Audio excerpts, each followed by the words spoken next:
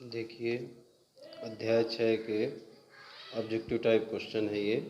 प्रश्न बैंक के important question है। पहला क्वेश्चन है, यदि 3 या अधिक बिंदु एक ही रेखा पर स्थित हों तो क्या कहलाते हैं? वो बिंदु संरेख बिंदु कहलाते हैं। ठीक। फिर है, एक न्यून कोण का माप क्या होता है? तो न्यून कोण जो होता है 0 और 90 के बीच होता है। ठीक। तीसरा है, वे दो कोण जिनका योग 180 अंश हो क्या कहलाते हैं? वो कहलाएंगे समपूरक कोण। 180 अंश का यदि दो कोणों का योग होगा वो क्या कहलाएंगे? समपूरक। किसी त्रिभुज के सभी कोणों का योग क्या होता है? 180 अंश होता है। किसी समकोण त्रिभुज का एक कोण यदि 50 का है, समकोण की बात कर, मतलब एक 90 हो गया, एक 50 हो गया, तो 9 5 14, तो दूसरा क्या होगा? 40 का होगा। तो मतलब शेष कोणों की माप होगी 90 और 40। ठीक। क्योंकि 50 40 90 तीनों को मिला के 180 अंश होना चाहिए। फिर है, वे रेखाएं जो एक ही रेखा के समांतर होती हैं, परस्पर समांतर होती हैं। वे रेखाएं जो एक ही रेखा के समांतर, मतलब यानी दो या दो से अधिक रेखाएं एक दूसरे के समांतर हो तो परस्पर क्या होती हैं? समांतर होती हैं। सत्य है। ठीक है।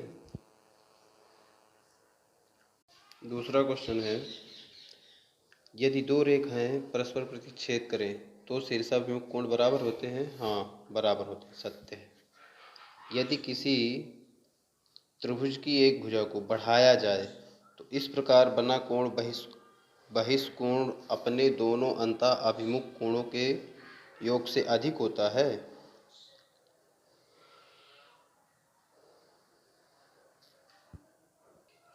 नहीं। यदि किसी त्रिभुज की एक भुजा को बढ़ाया जाए तो जो बना बहिष्कोण होता है वो दोनों अंतः अभिमुख कोणों के योग के बराबर होता है, ना कि अधिक होता है, इसलिए ये गलत है। वह कोण जो 180 से अधिक परंतु 360 से कम माप का होता है तो क्या कहलाता है? प्रतिवर्ती कोण। प्रतिवर्ती कोण। ठीक। जब दो किरण एक ही अंत बिंदु से प्रारंभ होती हैं, एक ही अंत बिंदु मतलब जैसे ये एक किरण ये एक किरण ये एक ही अंत बिंदु से प्रारंभ होती हैं तो वो एक क्या बनाती हैं? कोण बनाता है, कोण बनता है। क्या बनता है? कोण। फिर है, एक रेखा का वह भाग जिसके दो अंत बिंदु होते हैं क्या कहलाता है? रेखाखंड।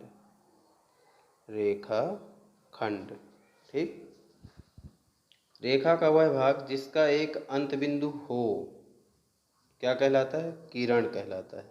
यानी जिसका एक अंत बिंदु हो तो क्या कहलाता है? किरण। ठीक है। एक ऋजु कोण की माप क्या होती है?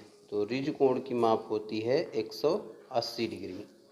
अधिक कोण के माप की परास क्या है? ये होता है 90 से ज़्यादा और 180 के से कम, यानी 90 से 180।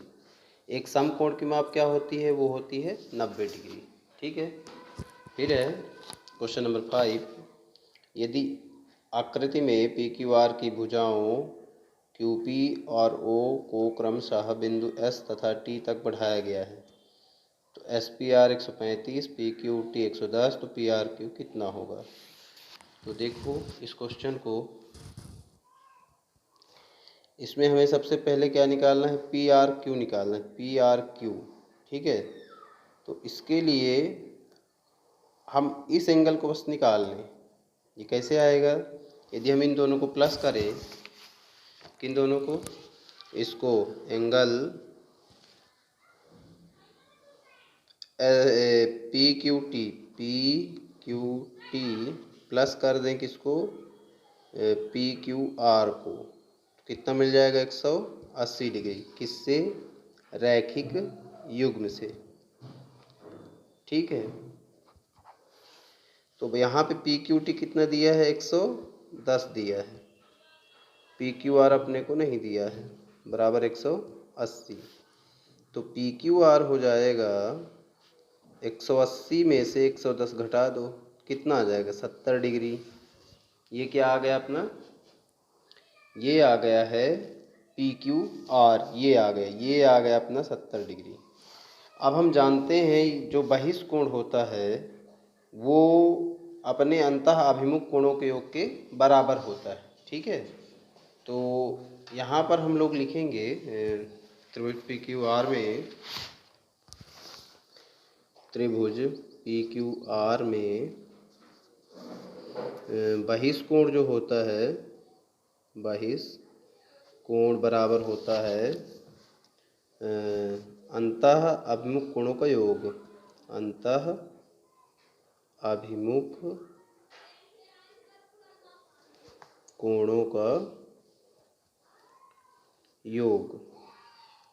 तो यहाँ पे जो बहिष्कोण है वो ये माना जाएगा एस पी आर। तो यहाँ लिखेंगे एंगल एस पी आर, ठीक है।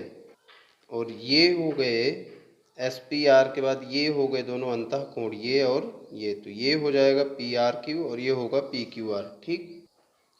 तो कौन कौन से हो गए, P Q are plus P R Q.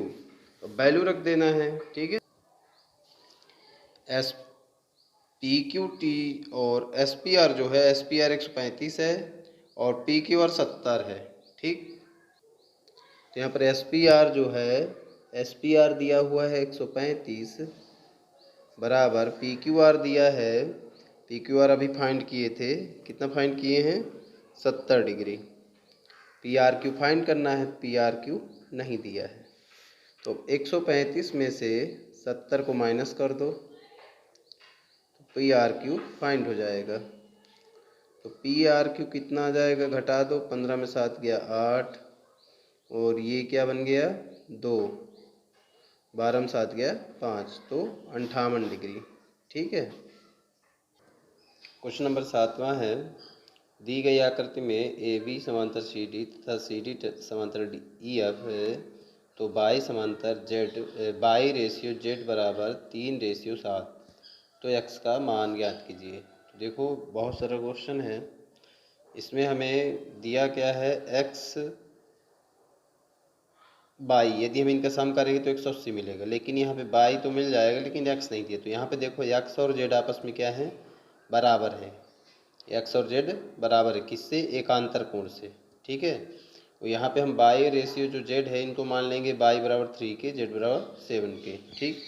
यहाँ पर देख सकते हो, यहाँ पे ये चीज़ दिया है बाई रेशियो जेड बराबर 3:7, तो हमने मान लिया बाई बराबर 3 के, जेड बराबर 7 के, ठीक। अब सिंस यहाँ पे एक्स बराबर जेड होगा या एक्स बराबर जेड, ठीक। तो एक्स और जेड आपस में बराबर हो गए हैं, क्यों, क्योंकि यदि ये दो लाइन पैरेलल है तो ये ट्रांसवर्सल होता है, तो ये एक्स और ये जेड, ठीक है, एकांतर कोण से। तो एक्स बराबर 7 के। अब यहाँ पर हमने क्या किया, एक्स प्लस वाई बराबर 180 क्यों, एक ही साइड के जो अंतः कोणों का योग होता है वो 180 डिग्री होता है। तो यहाँ पर जैसे ये 3 लाइनें थी, यहाँ पे एक्स था, यहाँ पे वाई था, तो एक ही साइड के दोनों अंतः कोणों का योग 180 हो गया। तो इसकी वैल्यू 7 के, इसकी वैल्यू 3 के, तो 7 3 10 के, तो 10 इंटू में डिवाइड में 18 दाम 180, तो के बराबर 18 आता है, एक्स बराबर 7 गुणे 18, तो 18 7 126, ठीक है।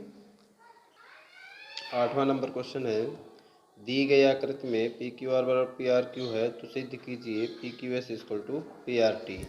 देखिए इस क्वेश्चन को, यहाँ पर दिया हुआ है P Q R equal to P R Q, सिद्ध क्या करना है, P Q S equal to P R T. तो यहाँ पर P Q S plus P Q R, यहाँ पे यहाँ देखो P Q S P Q are, यदि हम इन दोनों को जोड़ें, इन दोनों एंगल को, क्या मिलेगा 180 डिग्री रैखिक युग्म से। इसी प्रकार पी आर क्यू और पी आर टी, इन दोनों को जोड़ोगे तो भी 180। तो यहाँ पे हमने लिख दिया पी आर टी और पी आर के बराबर 180 डिग्री। अब समीकरण 1 और 2 से यदि एक पक्ष बराबर है तो दूसरा पक्ष अपने आप बराबर होगा। P Q S plus P Q are ये हो गया, 180 की जगह ये P R T plus P R Q, ठीक है। तो पी क्यू एस, अब पी क्यू आर की जगह पी आर क्यू रख दिए क्योंकि दिया हुआ है, ये दिया पी आर क्यू काट दिए, P Q S equal to P R T proof हो गया। ठीक है। 9 नंबर क्वेश्चन है, इसमें एक्स और वाई की वैल्यू निकालनी। तो एक्स की वैल्यू सीधे सिंपल है, यदि हम एक्स और 50 को जोड़ दें, एक्स और 50 को जोड़ दें तो लीनियर पेयर बनेगा, मतलब 180 डिग्री। ठीक है, किससे? रैखिक युग्म से।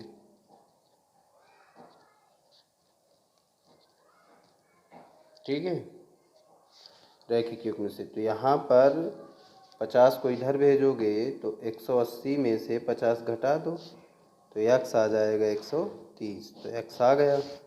इसी प्रकार बाई को जब देखेंगे तो बाई और 130 जो है आपस में बराबर होगा। काहे से? ये हो जाएगा शीर्षाभिमुख कोण से, शीर्षाभिमुख कोण से। ठीक है,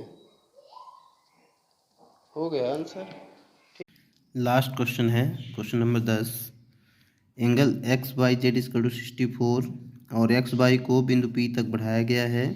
यदि किरण by Q Z by P को समद्विभाजित करती है तो आकृति खींचकर एक्स बाई क्यू और प्रतिवर्ती क्यू बाई पी को ज्ञात कीजिए। तो देखो, सबसे पहले इसमें हम ऐसे ही शॉर्ट फॉर्म बना देते हैं, और यहाँ बना हुआ है एक्स बाई जेड बोला था, तो सबसे पहले हम लोग एक्स बाई जेड बनाएंगे 64। फिर बोला एक्स बाई को बढ़ाइए, कहाँ तक बढ़ाना है? पी तक बढ़ाना है, और इस प्रकार बढ़ाना है कि ये जो बाई क्यू बने हो, बाई क्यू क्या है? जेड बाई पी को समद्विभाजित करें, है ना। तो ये समद्विभाजित करता है। ठीक है, तो देखो इसको हम सॉल्व कर रहे हैं। तो ये बनना है डायग्राम जैसे प्रश्न में बोला गया था, और ये चीज़ दिया है X Y Z equal to 64। अब यहाँ पर बोला है कि जो बाई क्यू है वो क्या है? जेड बाई पी को समद्विभाजित करता है। जब जेड बाई पी को समद्विभाजित करेगा तो जेड बाई क्यू बराबर पी बाई क्यू होगा। यहाँ से जेड बाई क्यू जितना होगा उतना क्यू बाई पी होगा, या पी बाई क्यू बोल सकते हैं। ठीक, तो इन दोनों को हमने क्या मान लिया? एक्स मान लिया है। अब यदि हम इन तीनों को प्लस करें 64 इसको और इसको, तो एक लाइन मिलती है, ठीक, जो कि 180 डिग्री की होती है। तो यहाँ पर हमने देखो x Y Z plus Z by Q plus P by Q बराबर 180 अंश रेखीय युग्म से। तो एक्स बाई जेड 64 है, इन दोनों को हमने एक्स माना है ये, तो एक्स एक्स रख दिए, तो एक्स एक्स 2x, 64 को उधर भेजे तो -64 हो गया। फिर 2x 164 में 180 में 64 घटा दो 116, 2 में भाग दे दो 58 डिग्री। ठीक है, तो मतलब जेड बाई क्यू और क्यू बाई पी, ये जेड बाई क्यू और क्यू बाई पी कितना है? एक्स है, तो एक्स की जगह 58। तो अतः हमें जो निकालना था, देखो हमें सबसे पहले इसमें निकालना था एक्स बाई क्यू। तो यहाँ इसमें देखो डायग्राम हम यहाँ पे बनाए हैं, एक्स बाई क्यू जो है दो एंगल का सम है 64 और ये एक्स। तो यहाँ पे हमने लिख दिया है 64 और प्लस एक्स, एक्स की जगह क्या है? 58, दोनों को जोड़ दिए 122। और प्रतिवर्ती क्यू बाई पी का मतलब है 360 में से उस अंश एक्स वैल्यू को घटा दो। 360 में 58 घटा दिए तो 302। ठीक है, तो यही थे चैप्टर 6 के क्वेश्चन। अब नेक्स्ट वीडियो चैप्टर 7 की होगी।